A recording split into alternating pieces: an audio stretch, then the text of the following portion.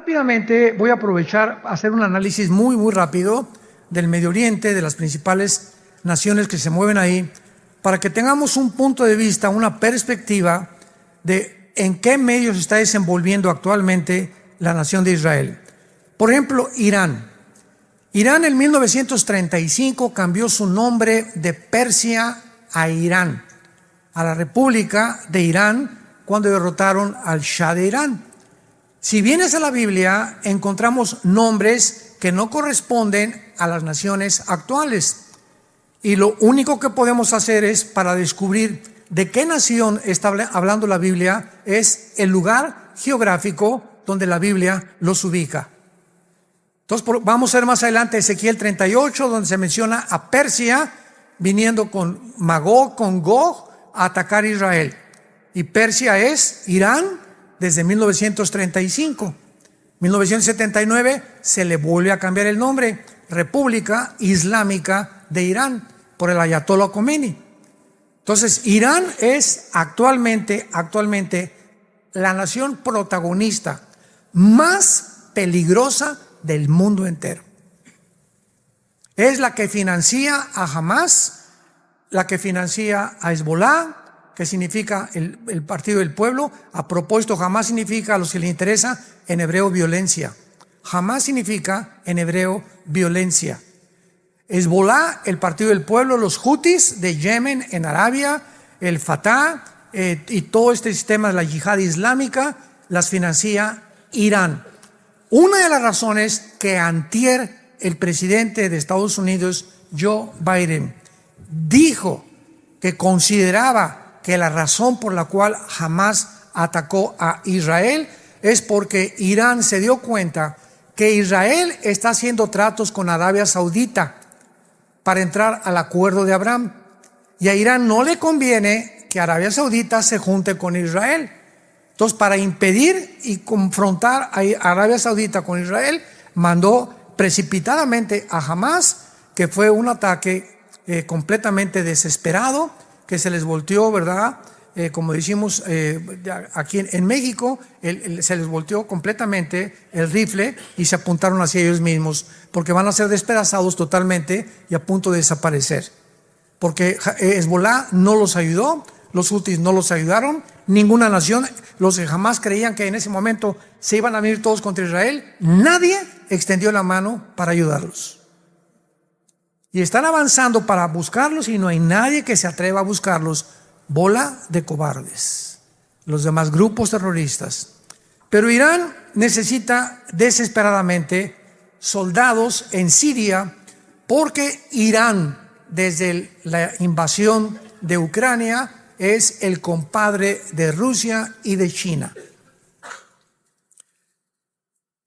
Irán tiene el grupo Hezbollah en el Líbano, que está al mero norte de Israel, el Líbano. El Líbano no tiene gobierno tampoco. Lo que hizo Hamas en Gaza, dar el pinochetazo a la autoridad palestina, es lo que hizo Hezbollah con el gobierno en el Líbano. Entonces, en el Líbano el gobierno es Hezbollah. Es el grupo terrorista que tiene al gobierno del Líbano bajo sus pies, completamente dominado el gobierno del Líbano. El grupo terrorista Hezbollah está financiado 100% por Irán y recibe la misma presión de Irán, porque se calcula que tienen Hezbollah 300,000 cohetes. 300,000 cohetes. Y cuando Hamas creyó que al atacar Israel o al invadir Israel iban a lanzar todos los cohetes y se iba Israel a ver entre dos fuegos, un solo cohete no lanzaron. Dios sigue actuando de una forma increíble.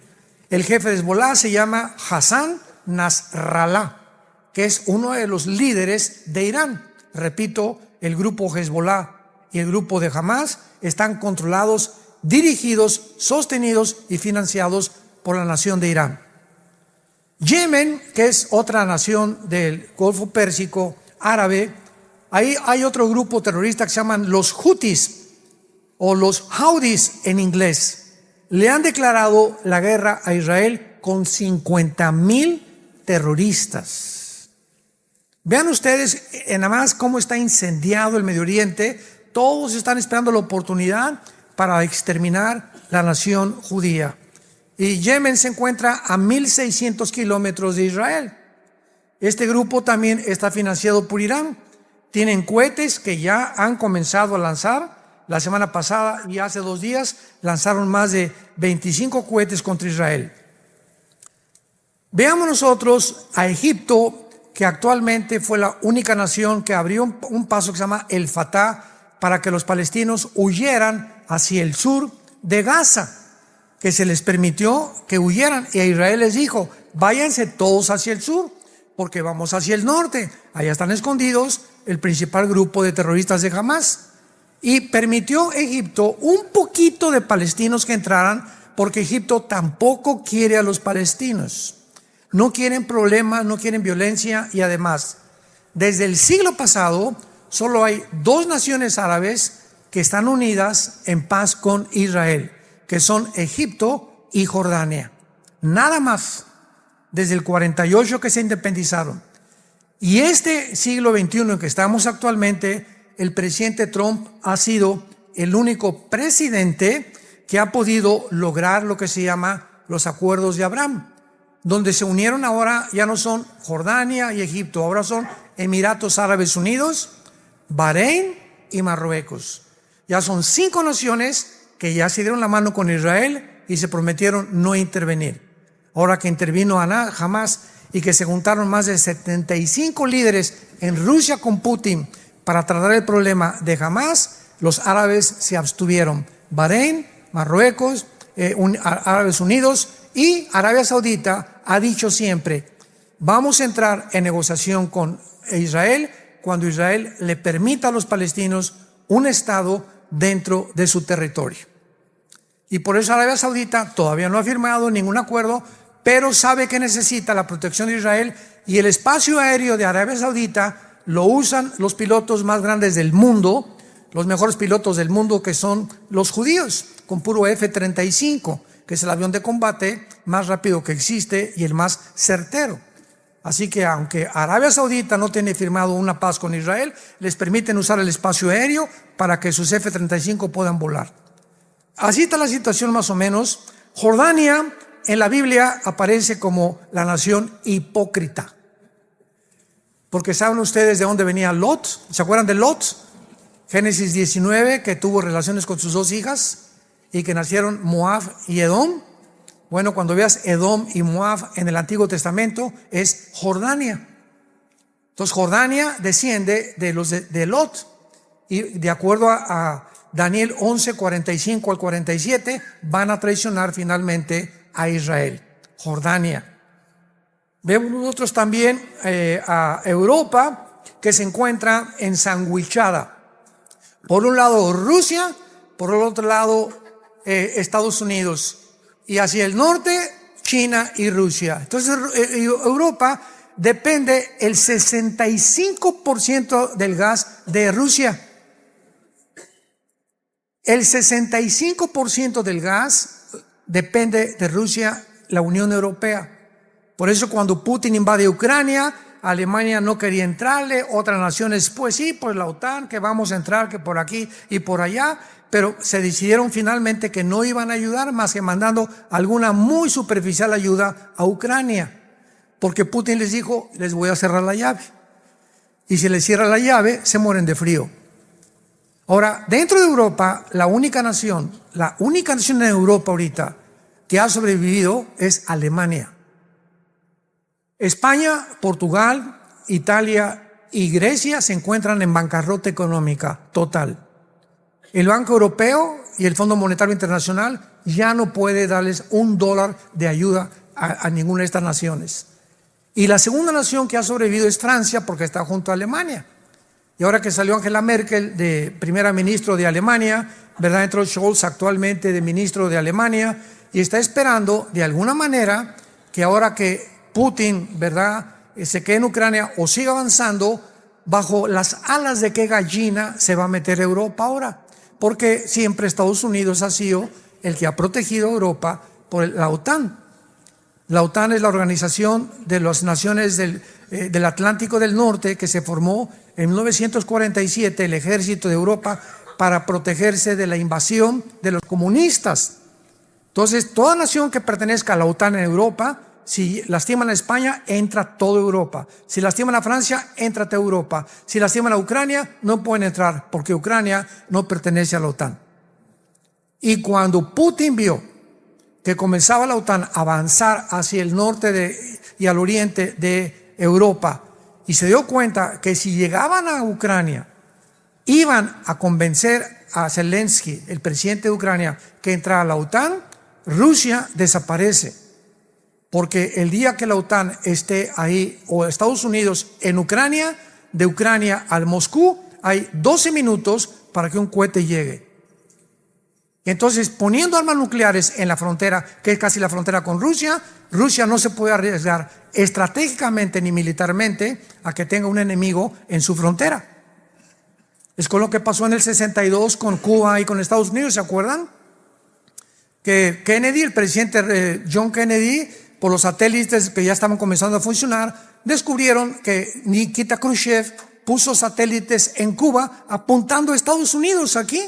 Así descaradamente, apuntando para acá. Entonces agarra el teléfono el presidente Kennedy y le dice a Nikita Khrushchev, ¿sabes una cosa? O lo sacas o viene la Tercera Guerra Mundial.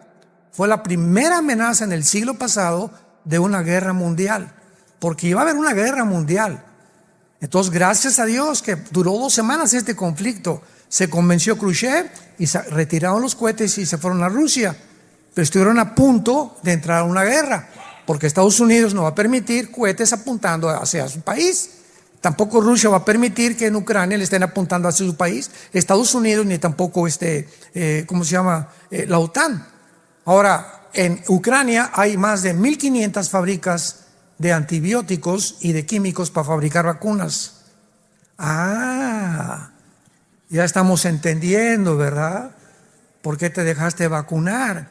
Entonces, al presidente Biden no le conviene porque todas estas fábricas clandestinas que hay en Ucrania producen billones de dólares a Biden y a Bill Gates, que es dueño de Pfizer y de Moderna.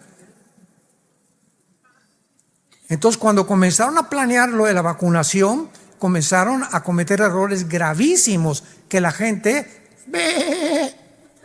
como borreguitos cayeron en la trampa. Yo digo cayeron porque mi esposo y yo no caímos, no sé cuántos de ustedes, pero yo desde el principio me di cuenta. Oye, ¿cómo es posible que yo entré a un restaurante y me digan, por favor, tápese, y al llegar a la mesa quítese ahí? O sea, al llegar a la mesa ya no hay virus. ¿Cómo es posible que en el avión me digan, mientras usted está comiendo cacahuates y refrescos, se puede quitar la máscara? Yo le llamaba el bozal o la bufanda, ¿verdad? Y otra vez me la volví a poner y ya se fueron los virus. ¿Cómo es posible que un avión, 350 personas, 250 personas, a la salida digan, guarden la sana distancia? ¿Están bromeando? Estamos en un mundo de gente que no tiene piedad del ser humano. Impresionante lo que está sucediendo. Europa va a tener que buscar bíblicamente, porque el anticristo va a surgir de alguna de las naciones del antiguo imperio romano. El antiguo imperio romano estaba formado por Europa, el norte de África y el Medio Oriente. Durante mucho tiempo, sobre todo en el siglo XX, muchos escatólogos, o sea, estudiantes de las profecías, decían que iba a salir de Roma y que de Europa iba a salir el anticristo. Pero mientras más se estudia la Biblia, más estamos convencidos que el anticristo surge del Medio Oriente. Actualmente Europa, escuchen esto, en 3 o 4 años Europa ha venido millones de musulmanes refugiados a Francia. En Inglaterra hay más mezquitas que iglesias cristianas. En Alemania y en Francia y en España principalmente. En 3 años, los musulmanes, Europa es un continente musulmán. Porque los europeos es una población de viejitos, ya no se reproducen, no quieren tener hijos. Los musulmanes se reproducen como conejos. Por cada europeo nacen 7 musulmanes. Entonces, en 3 años, Europa es un continente musulmán. tal como la Biblia lo profetizó. Que la guerra final en el mundo, la guerra de Gog y Magog, sería entre el mundo islámico y el mundo judío cristiano. Las dos corrientes más fuertes que existen religiosamente para el mundo entero. Y Europa no va a tener más que hacer algo importante, porque el anticristo va a surgir cuando digamos que 5 naciones de Europa y 5 del Medio Oriente, Daniel capítulo 2, capítulo 7, se unan. Cuando oigamos, pongan atención, cuando oigamos un G10, se unieron 5 naciones de Europa, 5 del Medio Oriente, hicieron un pacto de las 10. De una de estas naciones surge el cuerno pequeño o el anticristo. Y de acuerdo a Daniel 8, que lo vamos a ver después, surge de entre Irak y Siria. Por eso se le llama al anticristo el asirio. Desde Génesis capítulo 10, Nimrod, que es el primer prototipo del anticristo que fundó Asiria y Babilonia. Babilonia, que es Irak del siglo moderno, es la segunda nación más mencionada en la Biblia después de Jerusalén. Jerusalén es la ciudad más mencionada, más de 350 veces se menciona Jerusalén. En segundo lugar, Babilonia. Y Babilonia comienza desde el Génesis y termina en el Apocalipsis. Con Apocalipsis 17, la Babilonia religiosa, la Babilonia comercial, Apocalipsis 18. Así que estamos ante un mundo impresionante. Y ahora lo más asombroso de todo, vayamos a Ezequiel capítulo 38. Y la nación más impresionante después de Irán es Turquía. Turquía, que aparece en la Biblia con el nombre de Togarma. La región de Turquía, Armenia y toda esa zona se llama la Anatolia antiguamente, o la zona también magogita. Pero lo que más impresionante es, y hace poco confundimos a unos periodistas, ¿verdad? Que ¿cómo es posible que los cristianos digan que Turquía se va a unir a Rusia? Y ahora que vino Putin contra Ucrania, Turquía pertenece a la OTAN. Entonces, ¿quién se va a imaginar que va a pelear en contra de Rusia, ¿verdad? Que se va a poner que se va a poner al lado de Rusia para pelear contra Europa, si pertenece a la OTAN. ¿Cómo va a traicionar a la OTAN el presidente Erdogan, que es actualmente el presidente de Rusia? ¿Cómo se va a poner del lado de Rusia para pelear contra los Estados Unidos, cuando ha recibido la mayor parte de Turquía de Estados Unidos? Pues la Biblia profetizó hace 2700 años. Apunta ahí en Ezequiel, 2700 antes de Cristo. No antes de Nostradamus, por favor. Hace casi 2700 años, dice Ezequiel 38, versículo 3. Así ha dicho Jehová el Señor: yo estoy contra ti, oh Gog, príncipe soberano de Mesec y Tubal. Los que quieran apuntar, Gog es el nombre o un título de un líder, comandante, César, zar, general, cabeza de algo. La palabra Gog en el hebreo es cabeza o líder de algo. Entonces aquí el Espíritu Santo está hablando de un líder que se llama Gog y que es príncipe soberano. Rosh en el hebreo, Nasik, Mesec y Tubal, que es la región de Turquía. Después de que invade Putin a Ucrania, Erdogan, el presidente de Turquía, que permitió un autogolpe de Estado meses antes en Turquía para quedarse en el poder, y la mezquita más grande de Turquía, la Santísima, ¿verdad?, que era antes cristiana, la vuelve mezquita para poder comprender realmente el trasfondo, y da un discurso Erdogan diciendo lo siguiente: yo he sido escogido por Alá para ser el próximo califa del mundo musulmán, del mundo del Islam, y su deseo y su arrogancia es ser el líder de todo el Islam en el Medio Oriente. Pero Rusia y China se están peleando el Medio Oriente y Estados Unidos también. En otras palabras, el Medio Oriente, como dijimos al principio, es la manzana de la discordia donde estalla la Tercera Guerra Mundial. ¿Por qué? China, Rusia, Irán, Arabia Saudita, Estados Unidos, todos quieren tomar parte del Medio Oriente, y el que controla el Medio Oriente controla el mundo. ¿Por qué? Porque en el Medio Oriente se encuentra el 65% de las reservas petroleras del mundo. Debajo de Irak, Irán, Arabia Saudita, toda esa zona, 65% de las reservas petroleras del mundo. Y ahora que vino la guerra de Putin contra Ucrania y tenía el control del gas y del petróleo, puso de rodillas a Europa y al mundo entero. Y Biden, no, vamos a ponerle sanciones económicas a Putin.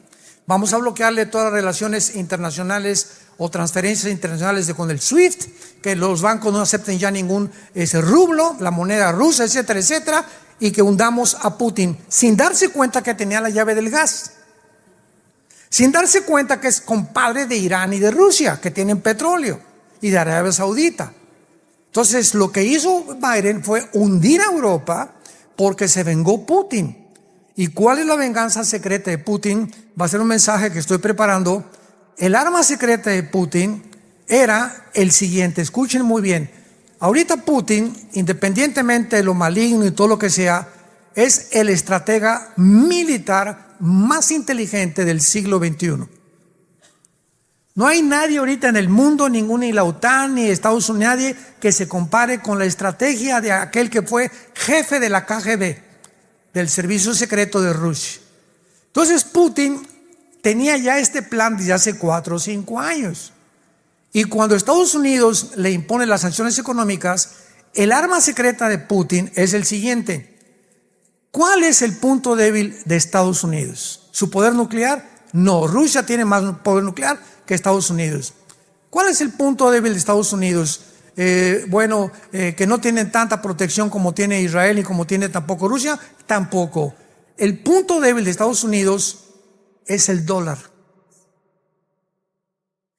1947-48 se hace la cumbre de Bretton Woods. Termina la Segunda Guerra Mundial y las naciones que ganaron la Segunda Guerra Mundial, Inglaterra, Rusia, Canadá, Estados Unidos, votan, primero fue la libra esterlina, pero perdió, que el dólar sería la moneda que iba a regir la compra del petróleo, o sea, desde hace 75 más años.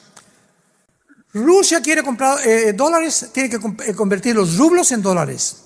México quiere comprar petróleo, tiene que convertir el peso mexicano en dólares. Cuando no estaba la Unión Europea, Francia quiere comprar los francos, tiene que convertirlos en dólares. O sea, todas las naciones son regidas por el dólar desde hace más de 75 años.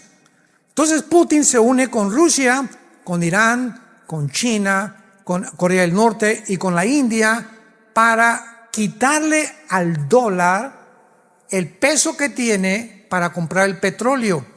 Y si llega esto este año o el fin de año, escúcheme con mucho cuidado, si logran quitarle al dólar actualmente que se está hundiendo a una velocidad impresionante y sustituyen el dólar por el yuan o por el rublo ruso, Estados Unidos se hunde hasta tocar fondo. ¿Por qué se hunde? Porque su deuda externa es de 33 trillones de dólares. Y ahorita pues nadie le puede cobrar porque todos los dólares los controla ellos. Pero si le quitan al dólar el modelo para regir y la compra del petróleo, entonces Estados Unidos se hunde económicamente y toca fondo y pasa a segundo o tercer lugar en su supremacía política, económica y militar. Y es como lo dice la Biblia, Estados Unidos no aparece en la Biblia. Adiós, San Antonio. Y tampoco México. Todo el continente americano va a desaparecer, ¿sabían? ¿Cómo lo sabemos? Porque el quinto sello, Apocalipsis 6, 1/4 parte de la humanidad desaparece en los primeros bombazos.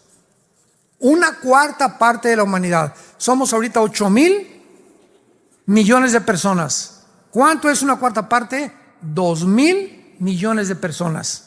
Desde Alaska hasta la Patagonia, el continente americano, somos 1.150 millones de seres humanos. No llegamos ni a los 2.000.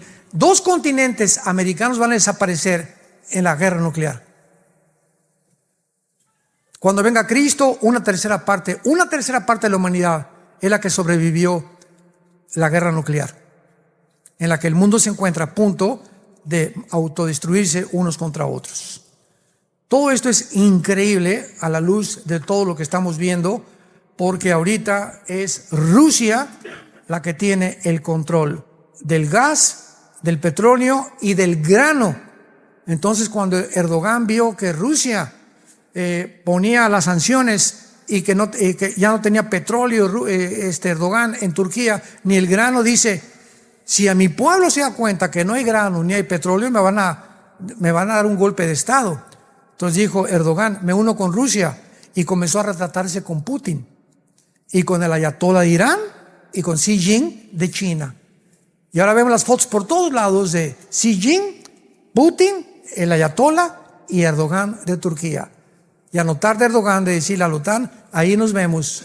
El momento en que Erdogan le diga a Europa adiós, Turquía tiene el ejército más poderoso de la OTAN. Ya se salió Inglaterra, ¿se acuerdan del Brexit? Ya se salió Inglaterra, ahora se sale Turquía, Europa se queda como un pollito desamparado. ¿Qué cosa va a hacer? Bíblicamente va a pedir ayuda a los árabes para formar un G10 y poder subsistir y sobrevivir y reconstruir Europa después de lo que se viene. Qué increíble es todo esto que estamos viendo.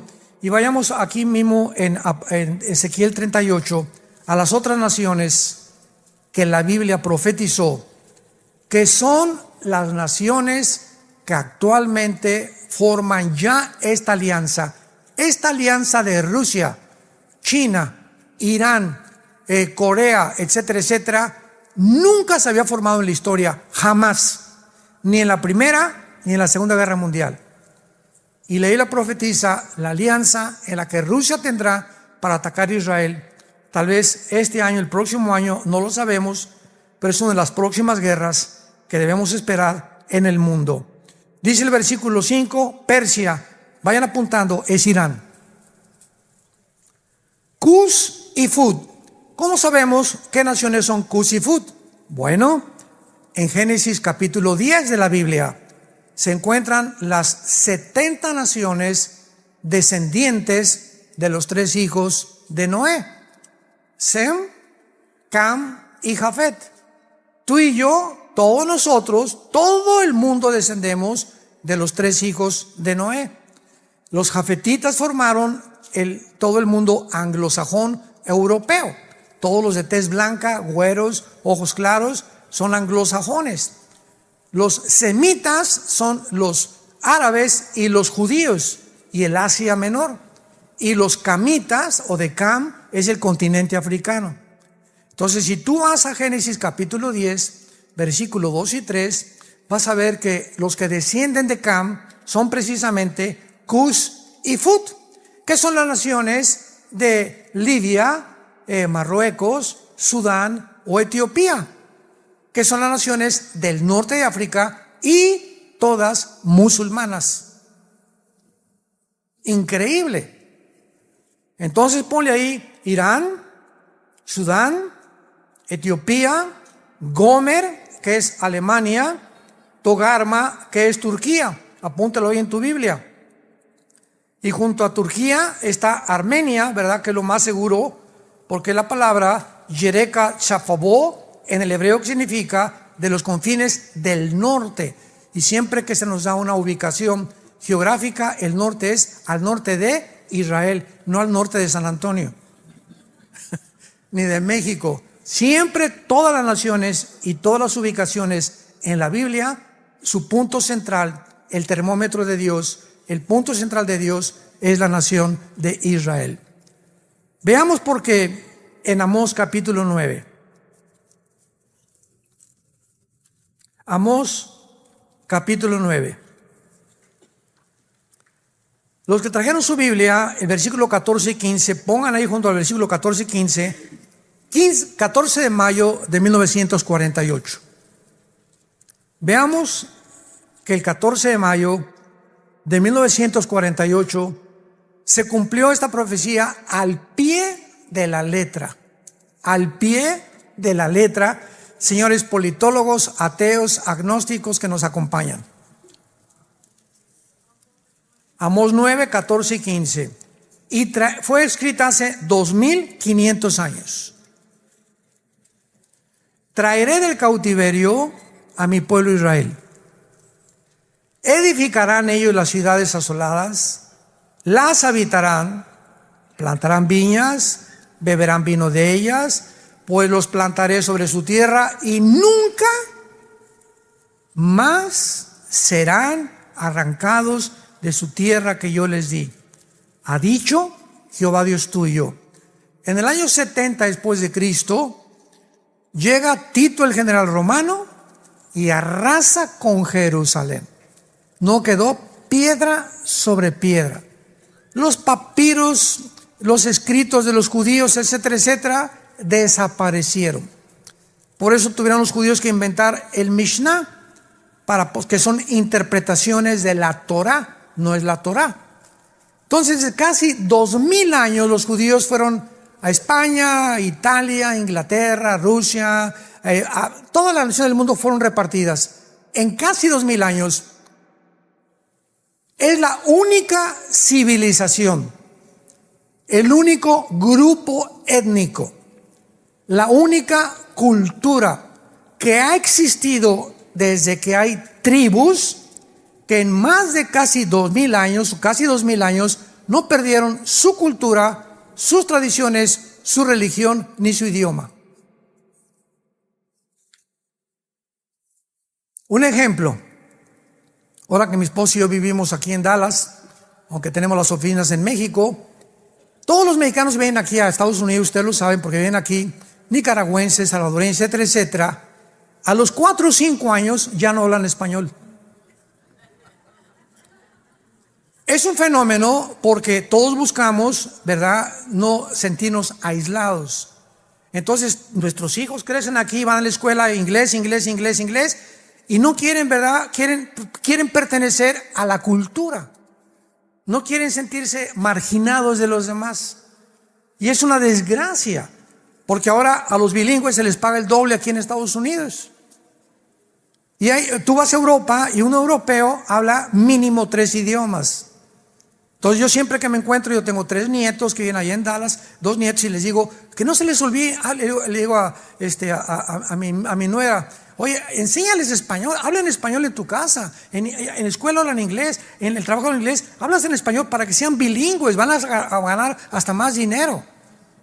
Hace un año nuestra hija Salem, que se acaba de casar, le hablaron del FBI, se graduó ahí en Dallas, y estaba estudiando ahorita una maestría en Harvard y le hablaron del FBI, fue en Dallas, ¿verdad? Donde le hablaron, en FBI de Dallas, y le hicieron como 4 o 5 entrevistas por el perfecto español y inglés que habla, la querían de intérprete, no la querían mandar a ningún field, ¿verdad?, ningún campo, y ella comenzó a mostrarles, si tú vas a Guatemala, la palabra chango es grosería, allá no se dice chango, se dice simio o mono. Si vas a Colombia, para todo dicen, sí señor, no señora. A los popotes les dicen pajilla. O sea, es impresionante cómo cambia el idioma español en Costa Rica, a los ticos. En Costa Rica a las niñas les dicen huilas. Huilas en México es prostituta. Y no digo otras palabras, ¿verdad? Pero de acuerdo aquí en Latinoamérica, tú vas a Uruguay, vas a Colombia, hay palabras que completamente son diferentes y frases que no son iguales en México, ni son iguales en Guatemala, ni en Nicaragua. Entonces lo que quería el FBI era que mi hija pudiera distinguir los modismos a través de intérprete, para que cuando agarren ciertas personas les dijera de qué país son, por la forma como hablan y por el acento. Entonces esto es impresionante, porque pues mi esposo y yo oramos, gracias a Dios, que no la acepten, porque todas las agencias federales ahorita en Estados Unidos están completamente corrompidas. Es un gobierno completamente corrompido, como la mayoría del mundo, ¿verdad? Y gracias a Dios que ya nuestra hija está en la obra con nosotros, trabajando de tiempo completo. Gracias, Padre Santo. Y esto solamente es un ejemplo que damos porque Israel, después de casi 2000 años, no pierden su cultura, sus tradiciones. Les repito, es único en el mundo. Llegan italianos a Estados Unidos y le digo, oye, tu apellido es italiano, el mío también es italiano, y hablo inglés, un poquito italiano. ¿Por qué no es italiano? Ya no hablan italiano. Y le digo, ¿pero por qué? Porque ya no lo podemos practicar. La mayor parte de los alemanes que llegan a Estados Unidos se olvidan del alemán y hablan puro inglés. Es una tristeza que olvidemos nuestro lenguaje ancestral, ¿verdad? Pues los judíos es el único grupo en el mundo que no olvidó esto. Y cuando dice la Biblia, traeré el cautiverio a mi pueblo Israel, se cumplió el 14 de mayo de 1948. Después de casi 2000 años, después de la Segunda Guerra Mundial, cuando ve la Liga de Naciones, que ahora es la ONU, que Hitler mata más de 6 millones de judíos y que mataron a homosexuales, mataron a gitanos, etcétera, etcétera, se hace la declaración Balfour, 1917, cuando los ingleses tenían el control de todo el Medio Oriente. Entonces llegan los ingleses en 1943 o 44 y le dan el control completamente y dividen el Medio Oriente entre Francia e Inglaterra, dividen la Cisjordania y le dan a los árabes y a los judíos mucho el territorio que actualmente tienen y muchos conservan. Pero fueron casi 2000 años. Pero no ahí se acaba la cosa. Aquí se cumple la primera profecía. Los judíos tenían que regresar. Número 2, edificarán las ciudades y habitarán en ellas. Plantarán viñas, beberán el vino de ellas. Cuando llegaron el 14 de mayo, nombran a David Ben Gurión primer ministro de Israel. Un solo olivo, un árbol no había en Israel. Era un desierto totalmente. Y lo habitaban unos poquitos árabes, unos poquitos judíos. En 1950, en 2 años, los judíos plantan 6 millones de olivos en la obra de la infraestructura y de la ingeniería hidráulica y agrícola más portentosa del siglo XX. ¿Por qué? Porque decía la Biblia que iban a edificar e iban a plantar árboles. Tercera profecía, porque los plantaré sobre su tierra y nunca más serán arrancados. 14 de mayo 1948. 15 de mayo 1948, 24 horas después, que llegan y se establecen como el Estado soberano independiente, llegan 5 naciones árabes a tratar de sacarlos y de exterminarlos. Perdieron. 1956, la guerra del Canal de Suez con Egipto, ganan otra vez la guerra los judíos. 1967, la guerra de los 6 días. De acuerdo al general Schwarzkopf, lean la Biblia, el libro de la biografía del general Schwarzkopf. ¿Quién es el general Schwarzkopf? Es un general alemán nacionalizado norteamericano, que cuando llegaron los americanos a sacar a Hussein en la guerra del Golfo Pérsico, él fue el que dirigió a 29 naciones. Era un general de aquí de Estados Unidos, Schwarzkopf, y escribió un libro que se llama Mis aventuras en West Point, que es la academia en Estados Unidos donde entrenan a los mejores militares de carrera. Y el general Schwarzkopf dice lo siguiente: he visto las guerras, he estudiado de Napoleón Bonaparte, de Aníbal, las falanges de Alejandro el Magno, etcétera, etcétera. Nunca en la historia hay una guerra similar que se compare con la guerra de los 6 días de 1967, donde 5 naciones árabes, guiadas por el presidente de aquel tiempo de Egipto, Nasser, junta a las 5 naciones y les dice: exterminemos y echemos a los judíos al mar Mediterráneo. Escuchen esto. En la ley de las probabilidades, aquí somos como 800,000 personas. Muy bien. Dentro de la ley de las probabilidades, si tú eres matemático, ¿qué probabilidades tendríamos de salir vivos?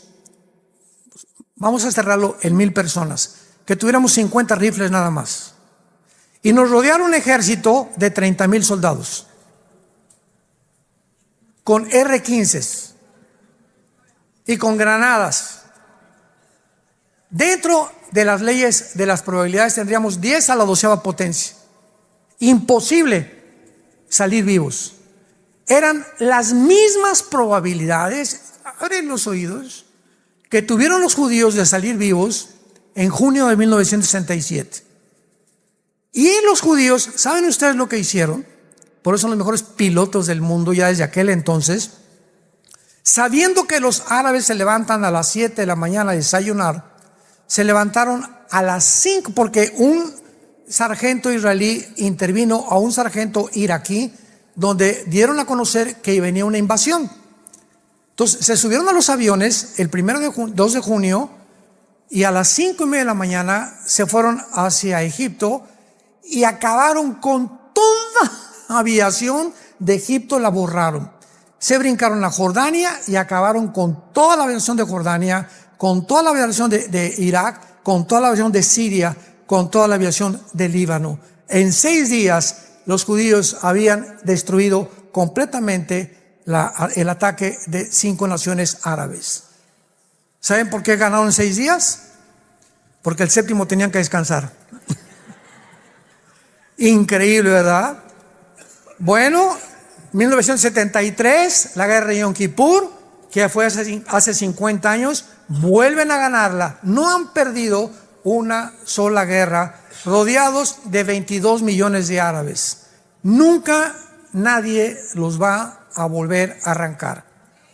Los árabes se dieron por vencidos y formaron los grupos terroristas. Ya no vamos con un ejército a atacarlos, vamos a hacer la guerrilla urbana que diseñaron los comunistas en tiempos de Lenin en 1923, y ahora vamos a formar grupos terroristas que comenzó Yasser Arafat, el Movimiento para la Revolución Palestina, y tanto los Hezbollah, los Hamas actualmente, los Yutis han estado continuamente tratando de exterminar a los judíos. Y por más que han intentado, y por más que lo siguen haciendo, y por más del apoyo de Irán, siguen en su tierra.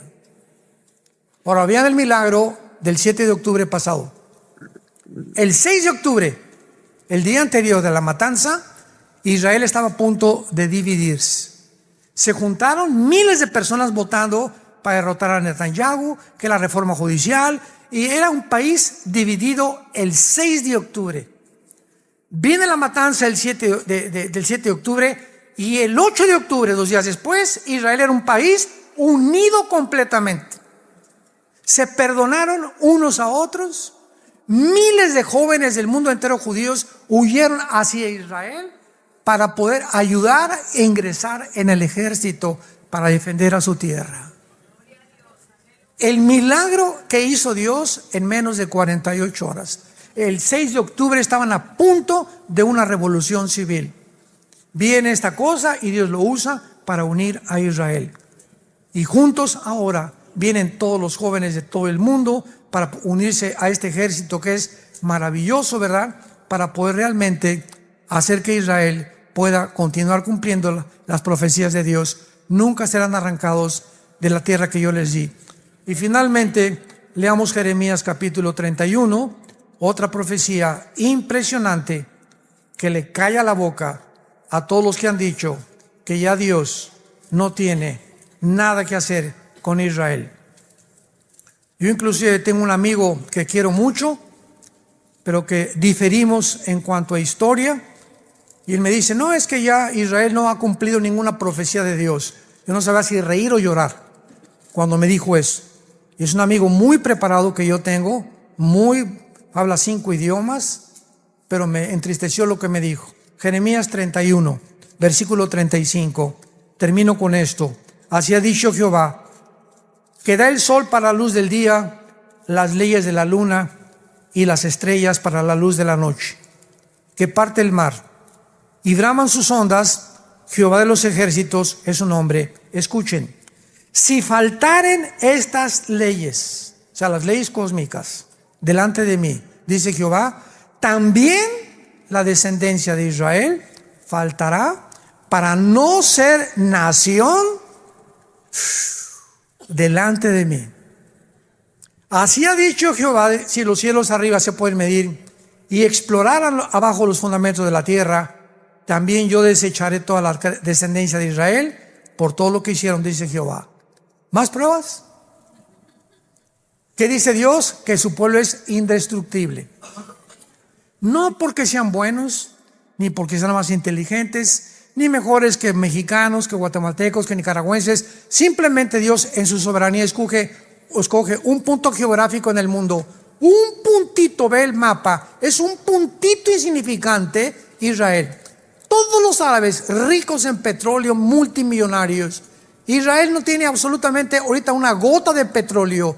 Y todas las naciones alrededor, pobres, queriendo exterminarlos, sacarlos, porque es la única democracia, porque es la única cultura que no tiene el Islam, que no son musulmanes, que no tienen sus tradiciones paganas, que no tienen la muerte como su principal objetivo, sino la vida. Entonces para ellos dicen, esta nación no puede estar en medio de nosotros, tenemos que sacarlos.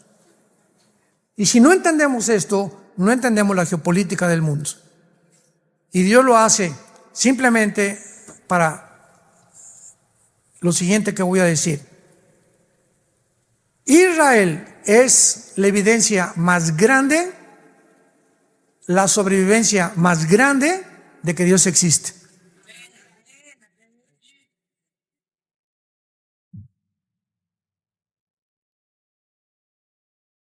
La sobrevivencia de este pueblo es ya, nadie puede alegar, la sobrevivencia de este pueblo es milagrosa.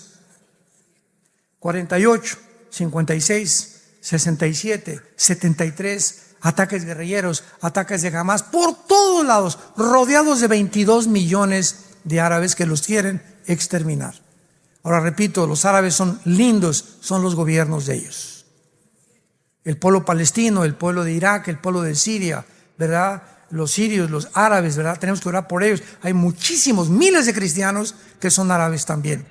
Entonces, cuando hablamos de eso, no estamos hablando en general. Estamos hablando, repito, de los gobiernos corruptos que pertenecemos ahorita todos los ciudadanos en el mundo entero. Por eso 1 Timoteo 2 nos ordena orar por nuestros gobernantes.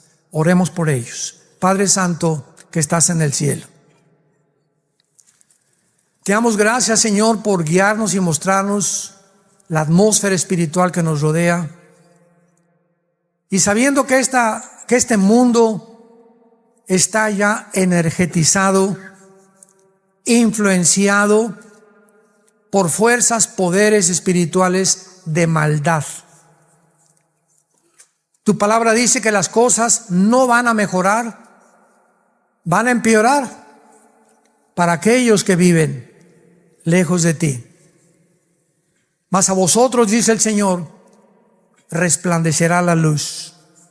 No teman, mi pequeña manada, en el mundo tendrán tribulación, pero yo he vencido al mundo. Mi paz les dejo, mi paz les doy. Voy a preparar un lugar para ustedes, para que donde yo estoy, ustedes también estén. Peleen la buena batalla, echen mano de la vida eterna, esfuércense, mis valientes guerreros y guerreras, que la victoria es nuestra. Es el tiempo de alumbrar, es el tiempo de dar testimonio, es el tiempo del arrepentimiento, es el tiempo de orar por nuestros gobernantes. Te pedimos, Padre, por el presidente Joe Biden, por Jill, su esposa, por su hijo Hunter, por sus nietos, por el presidente de México, señor López Obrador, por su familia, sus 3 hijos, por el presidente de Argentina, el de El Salvador, los de España, los comunistas en Europa. Te pedimos, Padre, que les des sabiduría para gobernar, que cambie sus corazones, que le des sabiduría actualmente a Israel para saber qué decisiones tomar, tan difíciles que están tomando actualmente en el mundo. Te pedimos, Padre, que mientras llegue el momento de estar contigo, tengamos paz en nuestra vida y la esperanza a la que nos has llamado. En el nombre de Jesús.